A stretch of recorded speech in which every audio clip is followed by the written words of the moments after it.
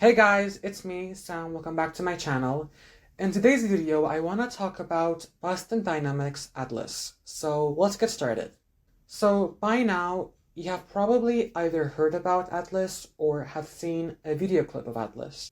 It has done a lot of different things, but usually it was all focused on the lower body parts. It had legs, it has danced before, it has walked around, and it has done a lot of other things. But recently, they decided to give Atlas some hands as well, or well, claws. Basically, when they gave these claw slash grippers to Atlas, what they were thinking was that maybe Atlas could start helping construction workers in construction, like giving them toolboxes or helping move around objects, like giving them planks or anything that would help the construction workers and make their work easier. Now, this sounds exciting and all, but Atlas still has some issues when it comes to doing these kind of things. First of all, Atlas has to do multiple things just by picking up an object. Well, for us, it is quite easy. You pick something up and you manipulate it, you move it around, you put it somewhere, you use it, whatever. But in robotics, it's a bit more complicated. Atlas first has to control its body, has to walk up to the object, has to open the grippers, grip onto the object, and also calculate how much the weight is going to have an effect on its own body weight and how maybe it will make it fall over if it's too heavy, or whatever. It has to do multiple calculations at once so that it can just pick one object up and manipulate it.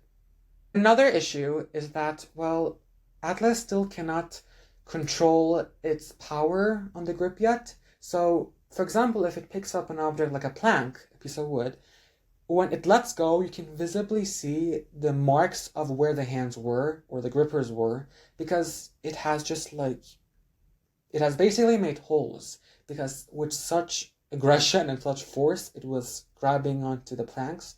So it can actually damage some of the objects in the construction site.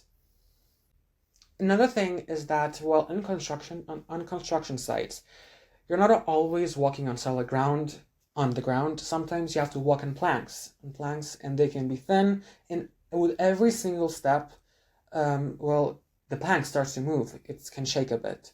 And well, for Atlas, that can be a challenge. Just walking on normal ground can be a bit of a challenge. But walking on a plank while holding an object that could be a bit heavy, that can also cause some issues as well.